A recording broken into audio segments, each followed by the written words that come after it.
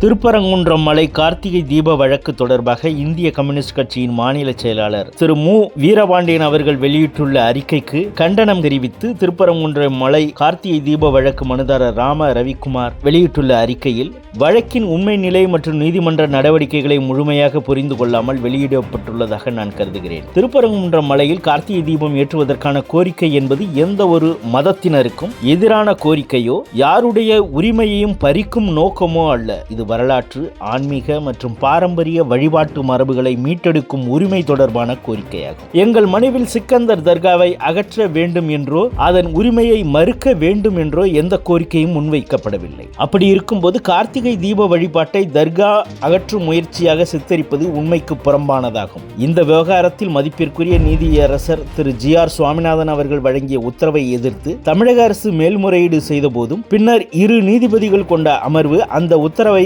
உறுதி செய்துள்ளது என்பது குறிப்பிடத்தக்கது. இந்த நீதிமன்ற நடவடிக்கைகள் மற்றும் தீர்ப்புகளின் முழு பின்னணியும் கருத்தில் கொண்டு பொது கருத்துக்கள் வெளியிடப்பட வேண்டும். நீதிமன்றத்தில் நிலுவையில் உள்ள விவகாரம் குறித்து அரசியல் நோக்கத்துடன் கருத்துரைப்பதும் நீதிமன்றத்தின் பரிசீலனையில் உள்ள அம்சங்களை தவறாக விளக்குவதும் தவிர்க்கப்பட வேண்டும். நீதித்துறையின் சுதந்திரம் மற்றும் நீதிமன்ற நடைமுறைகள் அனைவராலும் மதிக்கப்பட வேண்டியவை. திருப்பரங்குன்றம் மலையின் வரலாறு, கல்வெட்டுகள், பழமையான வழிபாட்டு மரபுகள் மற்றும் அரசு பதிவுகள் என அனைத்தும் நீதிமன்றத்தின் பரிசீலனைக்கு உட்பட்டுள்ளன.